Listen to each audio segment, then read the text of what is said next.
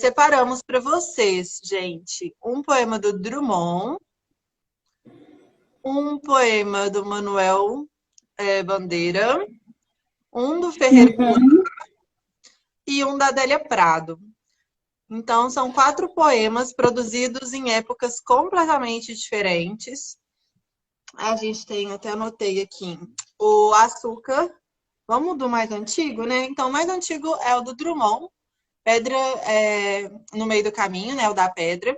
Todo mundo já conhece, inclusive, já foi muito utilizado como repertório de redação. Para começar a redação, então. E sim, aquele básico repertório que você consegue encaixar em tudo, porque simplesmente todos os temas do Enem são um problema e, né, a pedra no caminho é o problema. Então, ele foi escrito em 1924, mas foi publicado pela primeira vez só em 28, na revista Antropofagia, né? Lembrando aí Semana de Arte Moderna, né? Então, a gente tem toda essa movimentação aí. Então, temos o poema do Drummond, No Meio do Caminho, então, 1924. Temos depois O Bicho, do Manuel Bandeira, 1947, o ano de publicação. Temos logo depois O Açúcar, do Ferreira Goulart, em 1963.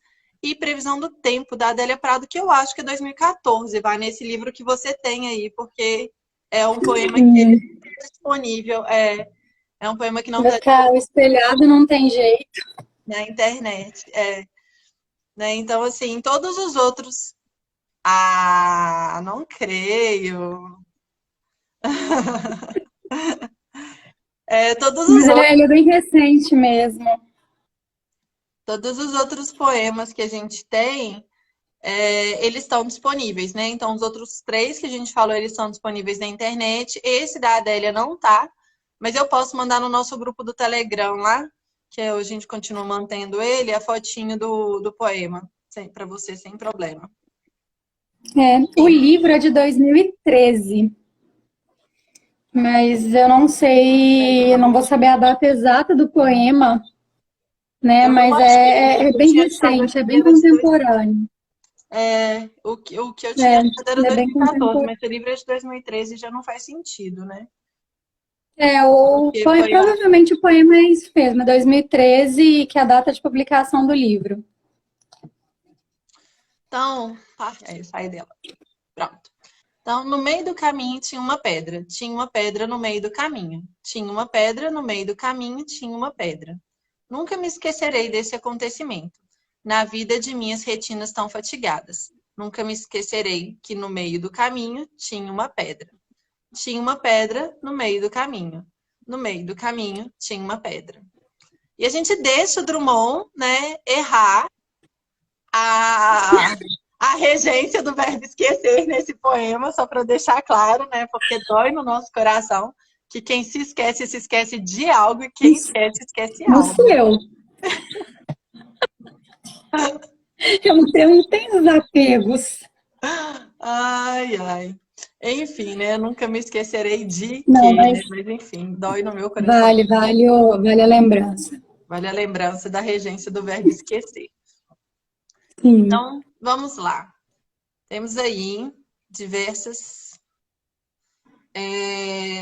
coisinhas para tratar nesse poema, né? Então, primeira abordagem aí que a gente fez, a análise foi em relação, né, à questão dessa pedra no caminho, né? Então, o que seria essa pedra no caminho? Um contexto genérico, um problema, né? No contexto que a gente quis fazer a abordagem aqui, trazer para vocês hoje, né, seria a questão do problema que a gente tem hoje na sociedade da pandemia. Né? E aí a gente pensar aí, né, que essas, né, as diversas pedras que a gente pode achar, né, nesse caminho. E qual seria o caminho, né? Você quer falar um pouquinho, Val? Eu tô super falando aqui, empolgada, tô com as anotações abertas aqui. A gente pensou 2 caminhos principais, né, pensando nesse contexto de pandemia e o contexto do Covid-19. O primeiro caminho, eu acredito que seja, obviamente, a gente conseguir zerar os casos de de transmissão de Covid, não só no Brasil, mas no mundo. Alguns países já conseguiram zerar esses casos, outros países conseguiram zerar, mas aí, depois de um prazo, começam a ter reincidências. Então, acho que o principal desafio hoje é conseguir, de fato, zerar isso, porque enquanto tiver uma pessoa contaminada pelo alto risco de contágio da doença, não adianta, né? Porque provavelmente isso vai espalhar. E o segundo caminho que a gente pensou que é descobrir a cura, né? Eu até coloquei como segundo caminho porque a gente entende que é um processo um pouquinho mais longo, né? Um pouquinho mais demorado. Essa descoberta da cura, ela não é uma coisa que acontece do dia para a noite.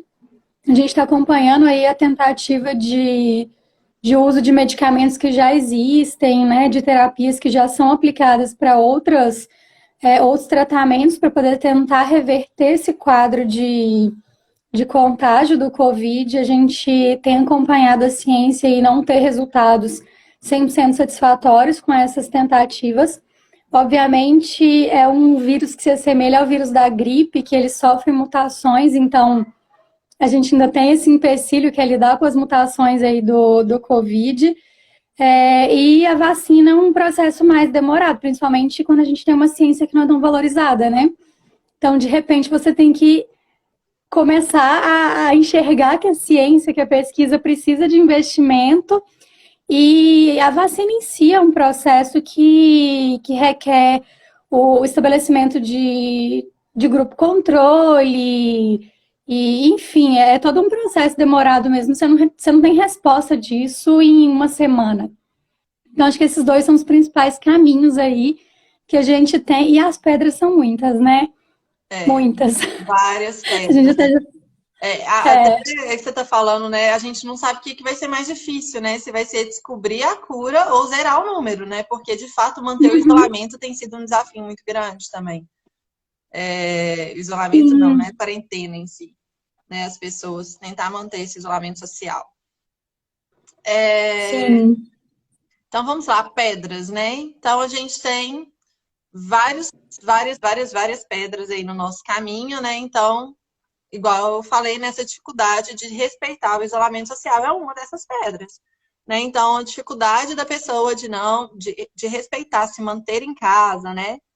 Dentro desse período, é muito difícil. Eu vejo meu pai, que eu puxo a orelha toda semana, porque ele fica trançando de um lado para o outro, né?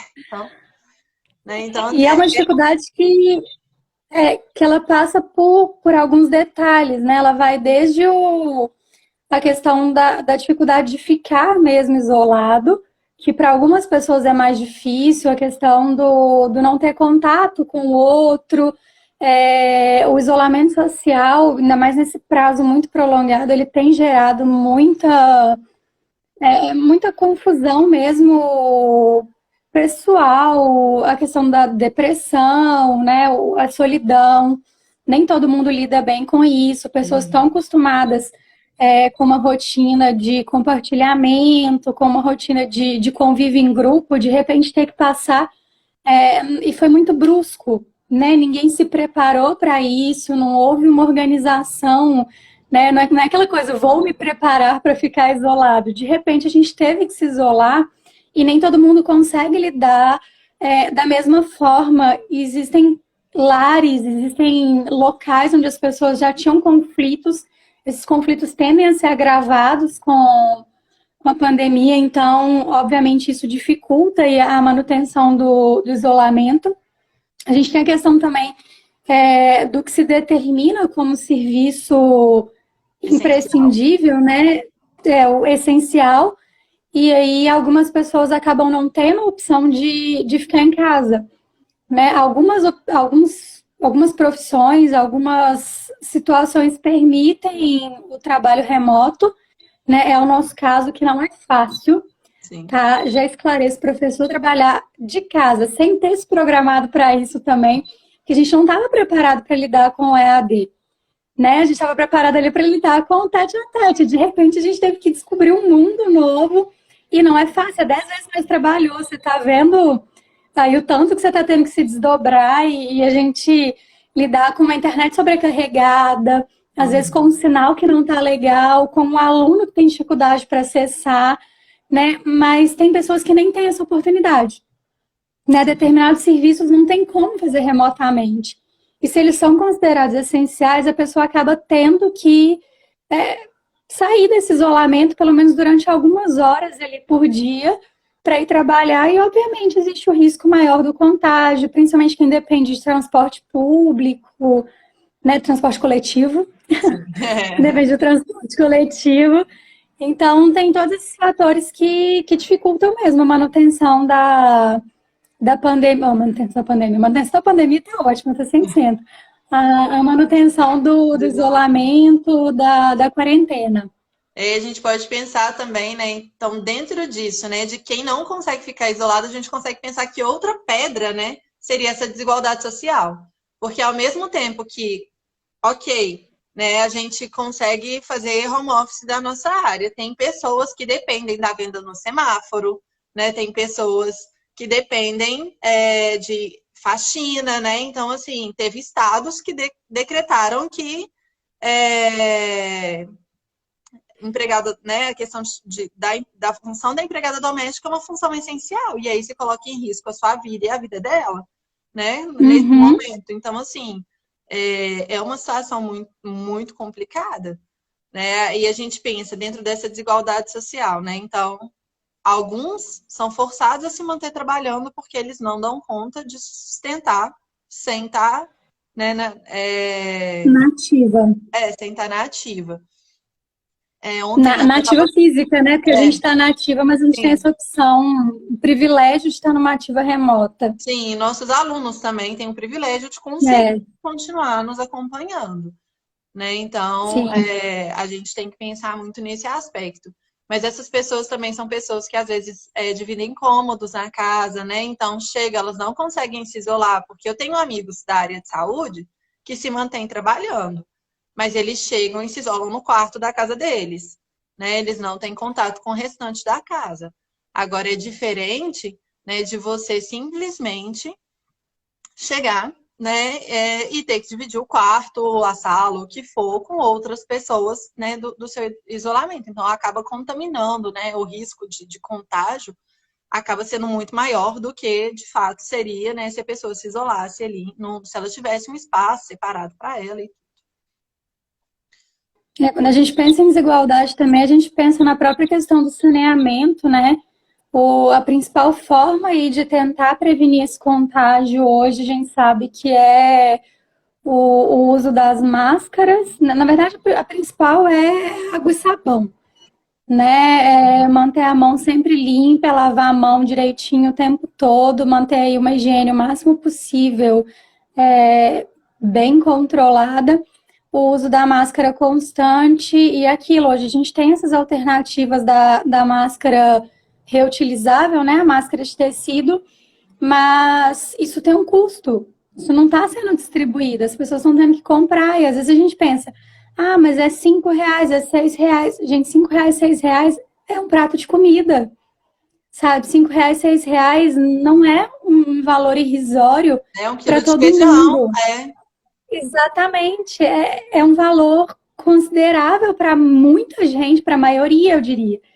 E nem todo mundo tem acesso a uma água tratada, nem todo mundo tem acesso a um sabonete, sabe? Nem todo mundo tem uma toalha limpinha ali para toda vez que lavou a mão, usar a toalha. É o que você falou, quantas pessoas, às vezes, numa casa de 2 cômodos, né, moram 10 pessoas, moram 8, 10 pessoas ou até mais.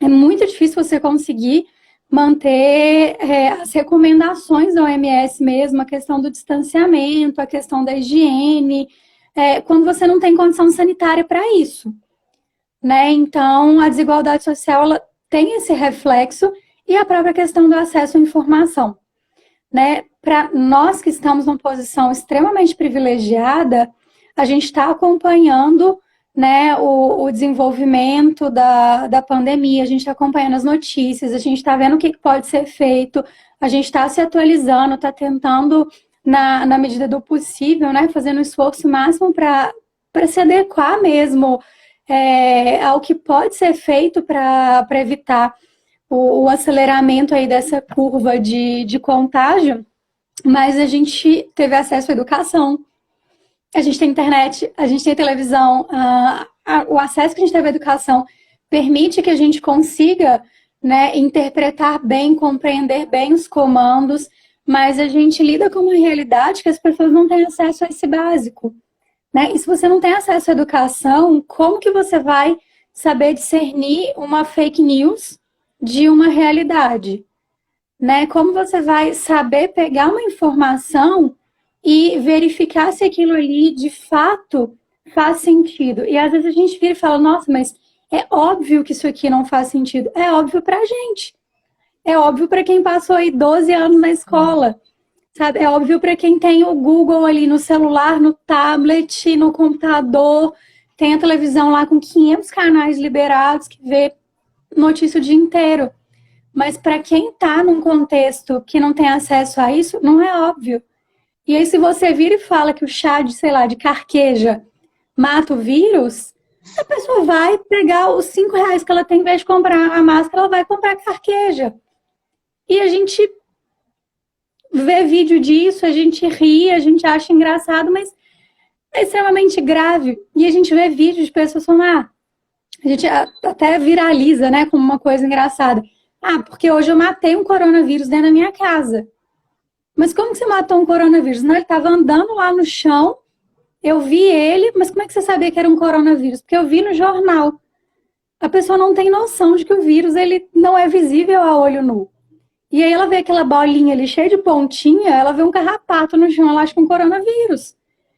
E pra gente é uma coisa que chega a beirar o ridículo mesmo, assim, a gente jamais faria, né, esse tipo de comparação, mas é a questão do acesso à informação, né? O ridículo não é a pessoa fazer isso, o ridículo é ela chegar num ponto de ter essa confusão por um inacesso a uma informação básica que deveria vir com a educação, né? Então, a desigualdade social ela vai gerar impactos imensos aí na questão da pandemia. Sim. E aí a gente pode dar uma prosseguida aí no nosso poema, né? Porque temos mais 3 pela frente. Nunca me esquecerei, né? E aí quando a gente pensa aí nesse nunca me esquecerei, né? Em questão de eventos históricos, e a gente pensa que a gente já viveu outros momentos, mas a gente esquece, né? A nossa memória é muito péssima para lembrar. Seletiva. Exatamente, ela é bem seletiva, né? Então, assim, ela é péssima para lembrar das coisas ruins, né? Então, a nossa memória, né? É até uma questão muito que trata em história, né? Com relação às guerras e tudo, né? Mas, enfim, a gente tem um evento, não é a primeira vez que tem uma pandemia no mundo, não é a primeira vez que a gente, né, precisa se isolar, mas é a primeira vez que a nossa geração, sim, está passando por isso, né? Mas a gente já viu outros momentos da história que precisaram também de fazer o isolamento social. Mas, enfim, né? Então, aí a gente tem essa questão da memória histórica mesmo, né? Então, se eu afirmo que eu nunca me esquecerei, será que de fato eu nunca me esquecerei? Né? Ou as pessoas já estão contando os dias para voltar para as ruas e fazer... Não vai voltar a ser a mesma coisa. Eu acho que as pessoas têm uma idealização de que vai voltar a ser igual, mas não vai voltar a ser igual. Nunca mais o mundo vai ser igual depois disso, né? Então, acho que vai demorar muito para voltar a ser semelhante ao que era antes. Isso é um fato, né? Abraços, beijos, né? Sentar perto do colega, tudo isso é um caminho ainda bem... processo, né? Mas será que a gente, de fato, né, vai absorver as lições da pandemia, né? Porque ontem eu tinha até colocado um aprendizado, entre aspas, mas eu não acho que seja aprendizado, porque eu sou totalmente contra a romantização de crise, mas são as lições, né? A gente está vendo aí a falta de preparo dos governos para lidar com esse tipo de situação, né? A falta de preparo da economia, da educação, da saúde. E será que a gente vai, né, se preparar melhor para isso? A gente vai pensar melhor na hora de eleger um candidato? A gente vai entender que governo não é só o representante, é toda uma equipe que está por trás, né? A gente vai aprender a olhar isso, ou a gente vai voltar, né, só preocupado em poder se abraçar de novo e tudo, e esquecer a raiz do problema, né? Então, as nossas retinas aí tão fatigadas, tão cansadas, será que elas vão finalmente absorver alguma coisa disso ou a gente vai continuar aí com a nossa memória seletiva? Né? Então, Drummond deixa uma grande lição aí pra gente que desde 1924, desde 1924, totalmente atemporal, né? Drummond aí, um gênio mineiro itabirano aí. Vamos pro próximo? Itabiruto. Próximo é o açúcar do Ferreira Goulart. Deixa eu só abrir o poeminha aqui. O bom que eu o açúcar, ele é maiorzinho, né? Oi? O açúcar é maiorzinho. O açúcar é maiorzinho. Eu adoro esse poema. Adoro. Acho eu também. Sensacional. Então, o açúcar. O branco açúcar que adoçará meu café nesta manhã de Ipanema. Não foi produzido por mim, nem surgiu dentro do açucareiro por milagre. Vejo-o puro e afável ao paladar, como beijo de moça, água na pele, flor que se dissolve na boca. Mas este açúcar não foi feito por mim. Este açúcar veio da mercearia da esquina e tampouco fez o Oliveira, dono da mercearia. Este açúcar veio de uma usina de açúcar em Pernambuco, ou no estado do Rio, e tampouco fez o dono da usina. Eu pulei, tá? Era para ser o outro poema agora, mas tudo bem, a gente ignora. Continua. E tampouco fez o dono da usina. Este açúcar era cana, e veio dos canaviais extensos, que não nascem por acaso no regaço do vale. Em lugares distantes, onde não há hospital, nem escola, homens que não sabem ler e morrem de fome, aos 27 anos, plantaram e colheram a cana, que viraria açúcar. Em usinas escuras, homens de vida amarga e dura produziram este açúcar branco e puro, com que adoço meu café esta manhã em Ipanema. Esse poema é simplesmente sensacional. Eu falei, era para ser o bicho, que foi de 45. Do Manuel Bandeira. Enfim, a gente vai para o Ferreira Goulart primeiro. Particularmente amo esse poema, né? Sai de uma passividade, né? Que ele está ali tomando o café dele e vai para a questão da ação, né? Da parte ativa, que é a produção do açúcar. Inclusive, né? Dá várias temáticas aí, a que a gente está corrigindo até, né? Que é a semana que é analfabetismo. Questão, né? Onde não há hospital, onde não há escola, né? Homens que não sabem ler, né? Bem dessa negligência, né? Dessas regiões aí do país. E aí, então, a gente tem, né, dentro dessa análise do poema, e já pensando, né, o contraste do açúcar branco e puro, né, com os homens, né, de vida amarga e dura, né? Então, a gente tem esse aspecto aí contrastando, essa ideia aí do açúcar, né? Então, eu particularmente adoro aí essa construção do poema. Deixa eu abrir, analisar. Então, temos aí, né, a questão da mão de obra, né? Então, da produção do açúcar, né, colocado, igual a gente falou, em regiões que a gente não tem, né, hospital, não tem escola, né, então tem toda esse contexto aí, né, em torno disso, e a gente tem o contraste com Ipanema, né, então a pessoa pensando, né, no açúcar que está adoçando o café dela, né, pensando de onde vem esse açúcar da mercearia, então já tem uma condição social ali muito grande, né, e um processo todo de piramidezinha mesmo, né? O processo todo de produção do açúcar ali, e a gente pensando, né, nessa questão aí, que a gente tem, de fato, o consumo ali em Ipanema, né, de uma coisa que foi produzida, né, no interior do país, numa região onde a pessoa não tinha nada, né, tipo, direitos, né, não tinha função, um papel como cidadão. E aí, então, esse desnivelamento, né, mesmo da questão social, né, desigualdade, que foi até um aspecto que a gente trabalhou ontem também. E aí, então, podemos pensar dentro disso na questão da pandemia também, né? Então, como que a gente poderia dialogar, né, esse poema do Ferreira Goulart com a situação do Covid? Quer falar, Vá? Bom, a primeira coisa que a gente pensou nesse poema foi exatamente a questão da movimentação da economia, né? A pessoa que está em Ipanema adoçando o café dela com açúcar, ela só consegue adoçar esse café com açúcar porque ele foi produzido, né, numa usina ou em Pernambuco ou no próprio Rio por uma pessoa que não teve acesso ao hospital, à escola, uma pessoa que não sabe ler, uma pessoa que não sabe escrever.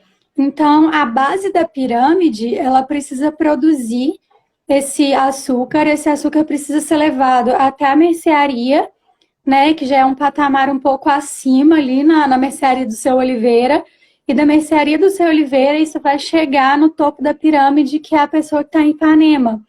Mas sem essa base da pirâmide, a pessoa em Ipanema não adoça o açúcar dela, o café dela com açúcar. Então, o que a gente pensou em relação à pandemia é exatamente isso.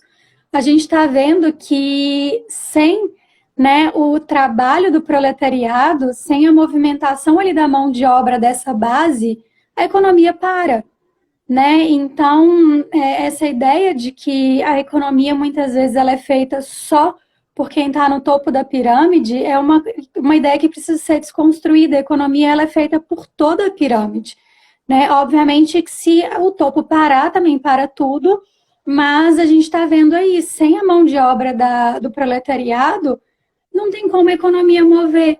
Até porque quem está no topo, né, quem está nas partes mais de cima da pirâmide, conseguem fazer o trabalho remoto, conseguem trabalhar de casa, o administrativo consegue ser feito de casa, a gestão consegue ser feita, obviamente, nem sempre com a mesma qualidade, com a mesma precisão que seria feita em condições normais, mas ela existe, ela é possível.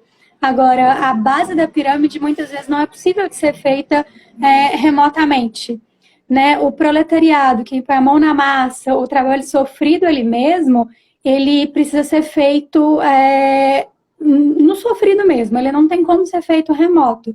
E aí, quando você tem um quadro de pandemia, que essa base precisa parar, a gente vê o que acontece com a economia, tá tudo parado.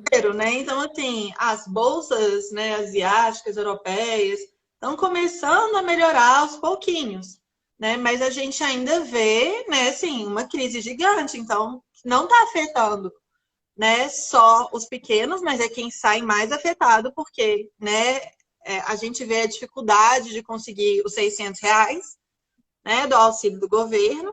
E, ao mesmo tempo, a gente vê que isso afeta todo mundo, né? Então, investidores, né? Afeta as grandes empresas.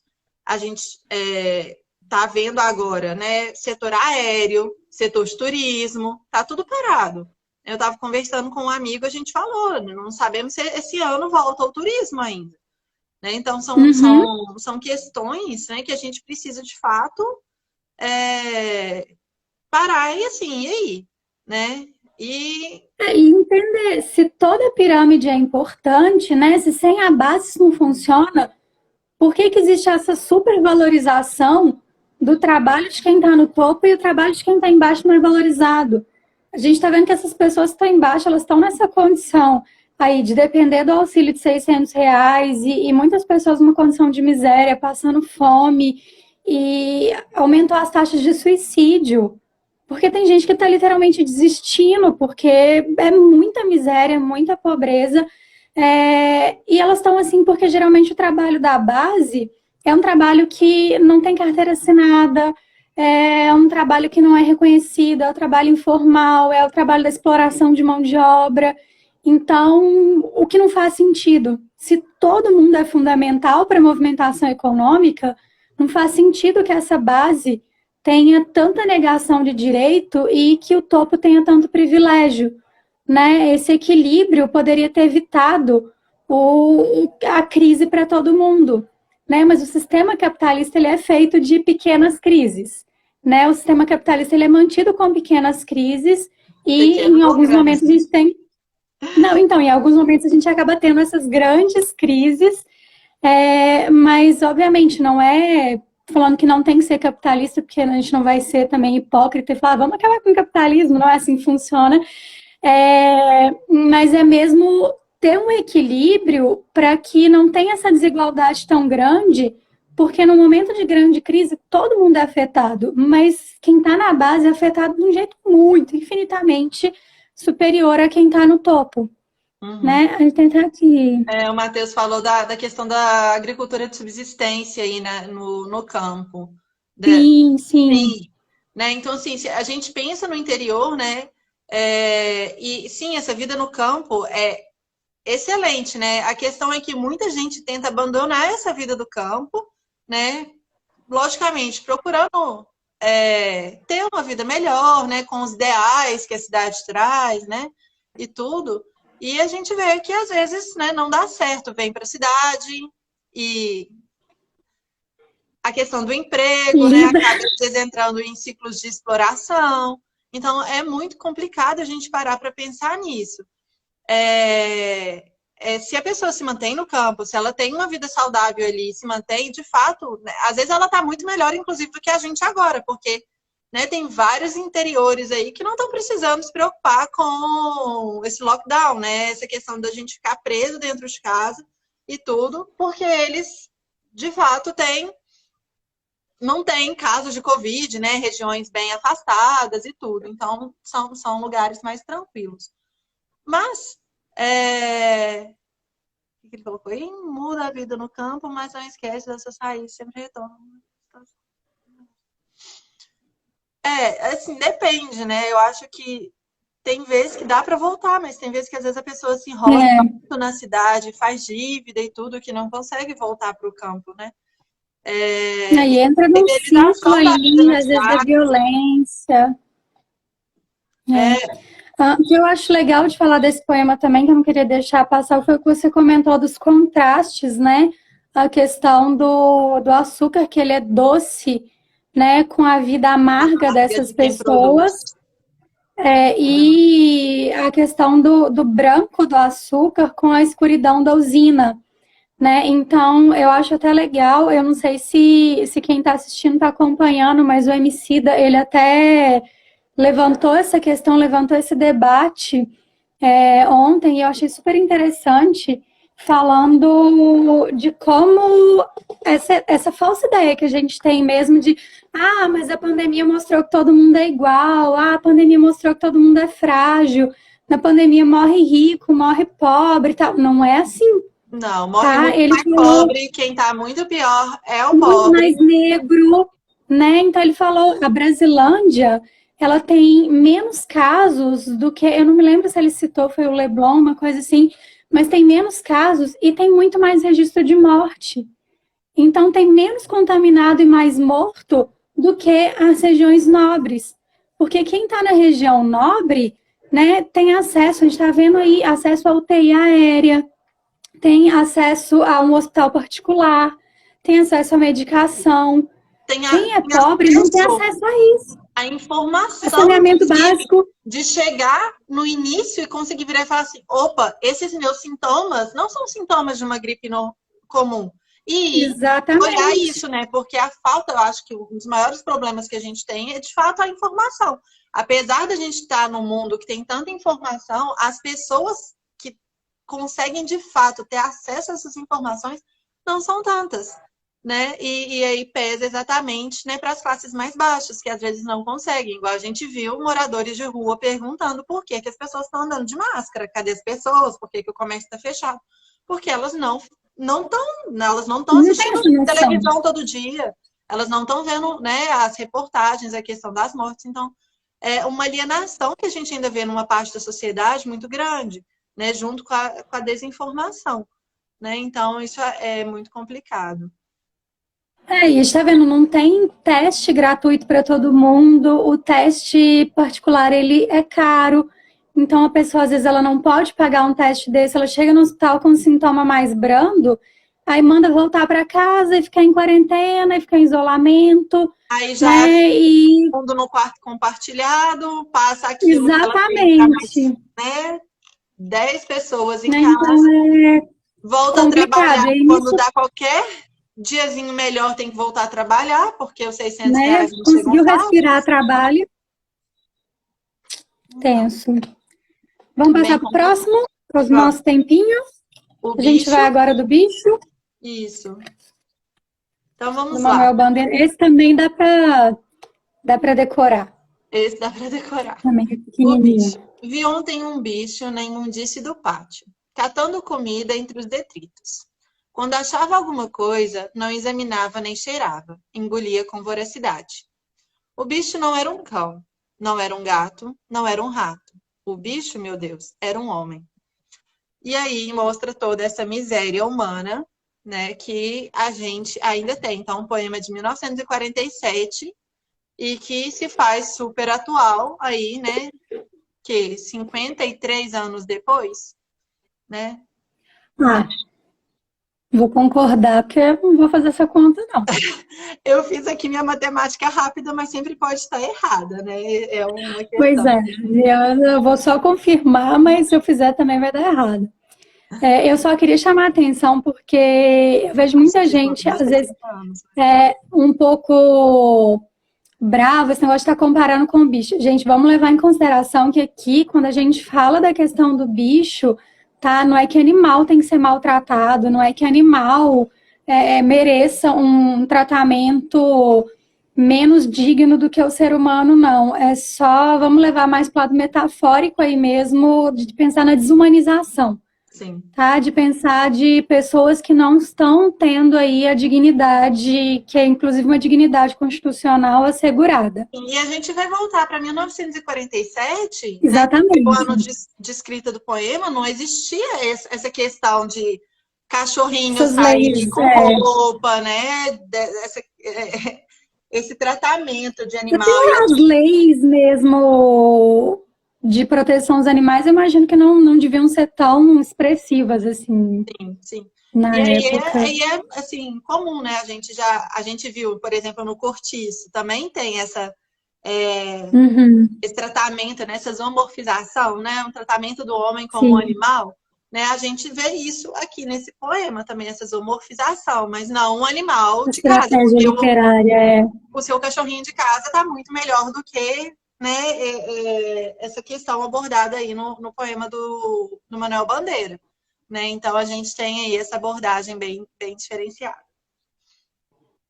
Então aí podemos pensar, né, e a grande questão, desumanização, né? E aí é o que a gente tem visto, que a gente já falou aqui algumas vezes, né, sobre essa desumanização. E quando a gente vê, né, o presidente abdicando do humano e pensando na economia, né, a gente vê isso, né, uma desumanização. O governo não está preocupado, né, com questões humanitárias, né, questões de saúde pública. Né? Ele está pensando simplesmente na economia.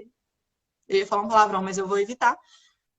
A economia do mundo todo está ruim, sabe? Tipo, não tem uma economia que fala, uau, parabéns, você a não viu o crise. coronavírus. Não, o mundo inteiro está ruim. Por que ele acha que o Brasil vai ter que ficar bom?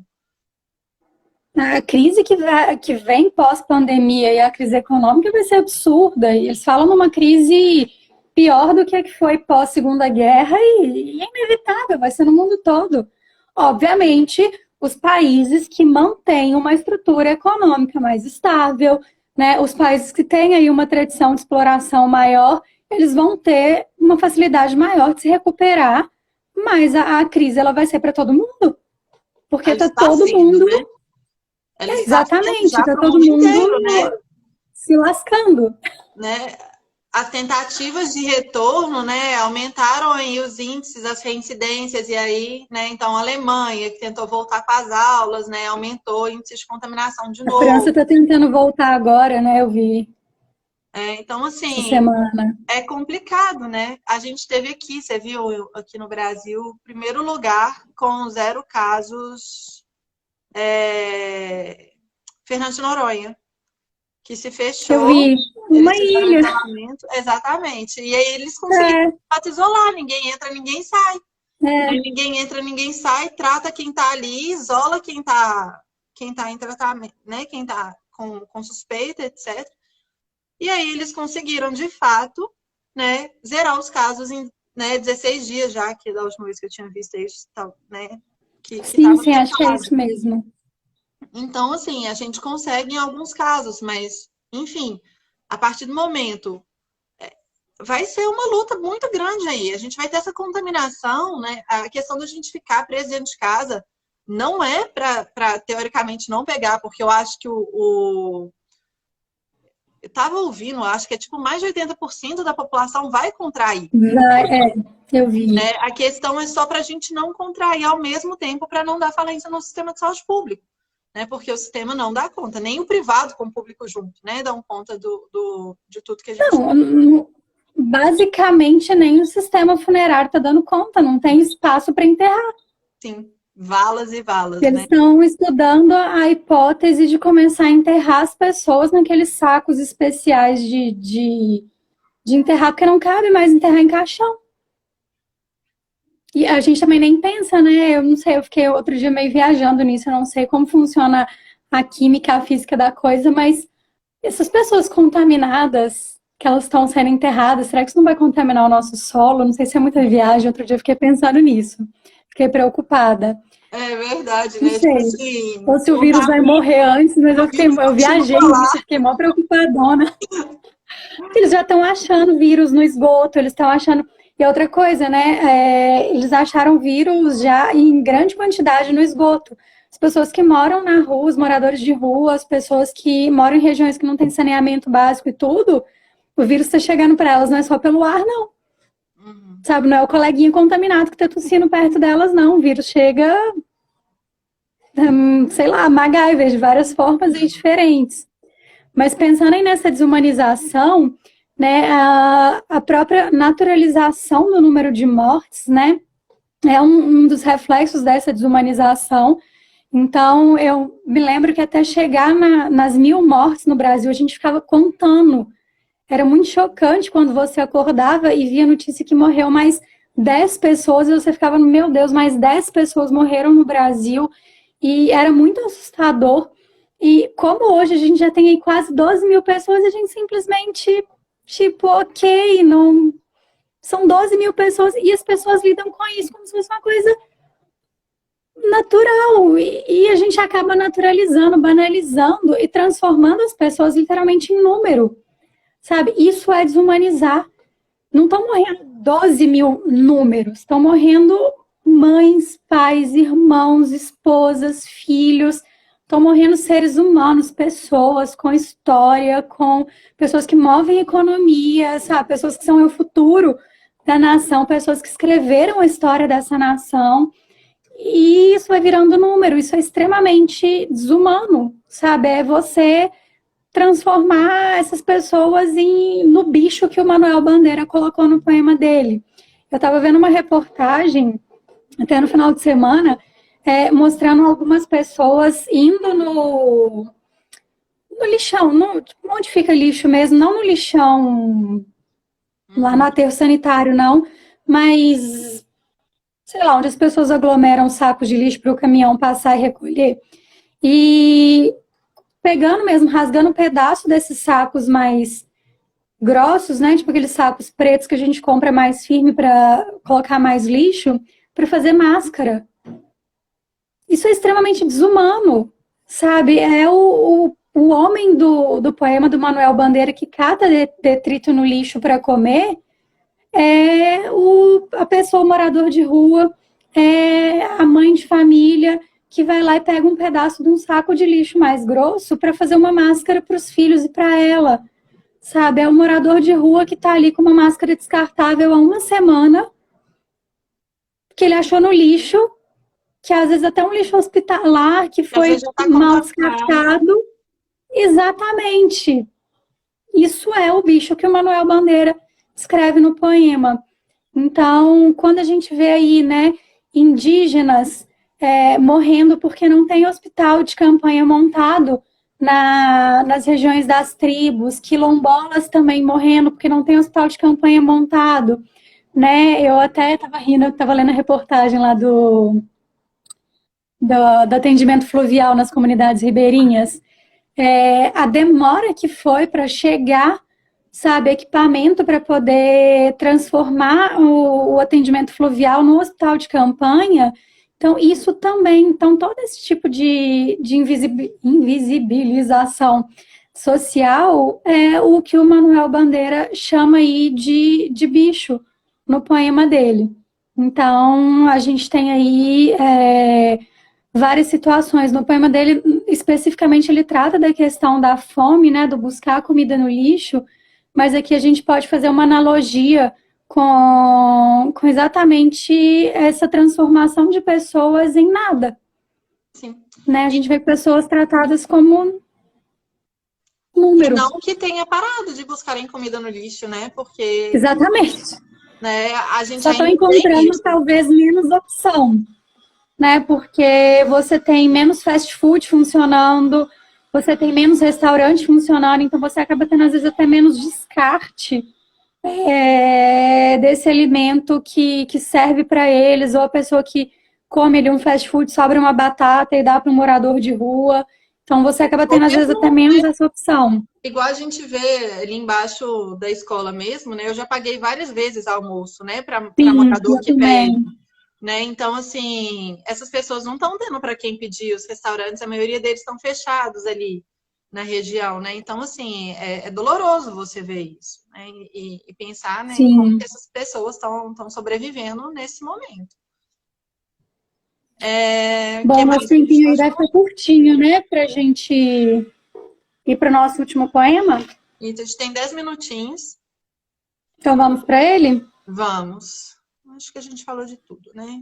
A gente não falou só do documentário Ilha das Flores, né? Que mostra é verdade. essa banalização também e essa desumanização do homem, né? Para quem não assistiu o documentário Ilha das Flores, bem curtinho, assistência obrigatória. Todo brasileiro tem que assistir esse documentário. Tá no YouTube, vocês conseguem achar ele fácil. E dialoga muito bem com esse poema do Manuel Bandeira, O Bicho. E os meus alunos sabem o tanto que eu tenho cobrado deles, né? Tentar articular mais de um repertório por parágrafo, mostrar essa capacidade, esse domínio maravilhoso que é de articular mais de um repertório. Então, vocês conseguem dialogar muito bem o Manuel Bandeira e O Bicho com o Ilha das Flores. Tá? Então, assistam. Isso aí é obrigatório, isso faz parte. Igual ler a Declaração Universal dos Direitos Humanos, também é obrigatório, né? E a Carta do Pero Vaz de Caminha também, tá? São documentos pequenos, ninguém tem desculpa para não ler, não. Tá? Na quarentena, todo mundo aí colocando essas leituras em dia. Vamos, então, para o nosso último poema. Adélia Prado, a nossa representante aí feminina maravilhosa. Eu acho que é a única, né, que tá aí entre a gente ainda. Sim. É a única. O Drummond, obviamente, não. Drummond foi. Não, Drummond, obviamente, não. Né? Não. Eu tô pensando aqui qual que Manuel Bandeira também não. E eu acho que foi o Manuel Bandeira que morreu no ano que eu nasci, ou foi Drummond, não sei. Um deles morreu, tipo, 2 meses exatos antes que eu nasci. Mas o Ferreira Goulart, ele faleceu tem pouco tempo. Tem bem pouco tempo. Tem pouco tempo, E a Adélia Prado, graças a Deus, tá aí com a gente ainda, linda, maravilhosa. Tô até com saudade dela. A última vez que eu a vi foi em 2014. Então, o poema dela, Previsão do Tempo. Eu, por acaso, estava relendo esse livro esses dias e eu achei muito tocante a questão da coincidência da citação do mês de maio. O poema é o seguinte: o espírito de rebelião, também chamado de tristeza e desânimo, começou de novo sua ronda sinistra. Sua treva e seu frio são de inferno. Por causa de maio, esperava dias felizes. Ensolarado até agora só o recado de Albertina, escolhida para cantar Jesus é o pão do céu. Pão sem manteiga, Albertina, é bom que o saiba. É com ervas amargas que o comemos. Então, é um poema muito lindo, da Adélia Prado. A Adélia, ela tem uma relação com a morte, que é uma relação, obviamente, uma opinião totalmente particular, porque isso vai de crença, né? mas é uma relação com a morte que eu particularmente acho muito bonita, que é o não ter medo da morte, né? Ela lida muito bem, muito naturalmente com isso, porque para ela a morte nada mais é do que a transformação da matéria. Então, para ela, a matéria deixa de ser uma matéria física e passa a ser uma matéria espiritual. Então, ela não acredita que seja finitude. Mas ela lida muito com a questão da vida mesmo, né? O medo faz parte do processo da vida. E nesse poema é super legal porque ela começa falando que de tristeza e desânimo, né? Então, a tristeza e o desânimo, eles chegam e, basicamente, eles se assemelham ao inferno. E tristeza e desânimo, eles são sentimentos comuns dos seres humanos, né? A gente tem esses sentimentos. E em tempos que a gente está vivendo, igual agora de pandemia, em tempos de incerteza, até a gente vê muito meme, muita brincadeira, né? Para 2020 eu planejei isso e aquilo, e agora minha única meta é sobreviver. Né? Então, em tempos em que a gente lida com a questão da sobrevivência, obviamente a tristeza e o desânimo, eles vêm em quantidade muito maior, a intensidade deles é muito maior, né? E quando a gente pensa nessa ideia cristã do inferno, que é essa coisa do lugar mesmo onde você paga os seus pecados, né? Um lugar de amargura, um lugar de sofrimento, é como se a gente estivesse vivendo constantemente o inferno. Porque cada vez que você liga a televisão e você vê ali que aumentou absurdamente o número de mortes, isso é a materialização dessa alegoria do inferno, né? É você pensar que a gente está vivendo mesmo essa constante de amargor. Agora, o que a gente está vivendo, né, nesse período de pandemia, nós que estamos numa situação privilegiada, é uma condição constante para quem já perdeu há muito tempo o sentido da vida.